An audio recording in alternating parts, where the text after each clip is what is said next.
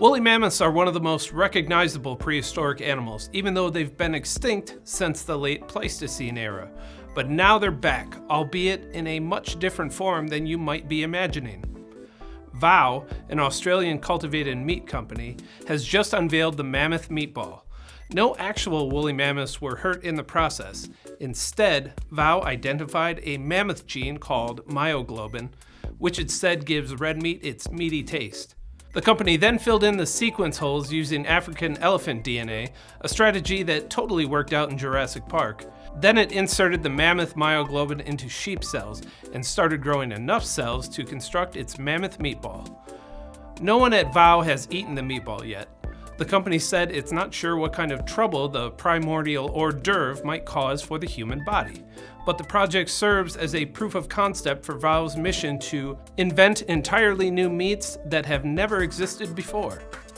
To that end, Vow recently opened a cultivated meat facility and raised nearly $50 million in Series A funding. It will all factor into the company's efforts to help offset the environmental impact of the estimated 339 million tons of meat consumed worldwide in 2021. Cultivated, or lab-grown meat, is a fast-emerging industry being advanced by startup companies like Vow, Upside Foods, and others. McKinsey & Company estimates the global market could be worth up to $25 billion by 2030. It got a boost late last year when the FDA officially signed off on cultivated meat being safe for human consumption. But as CNN recently pointed out, clearing the regulatory approval hurdle brings the industry to the issue of scaling production.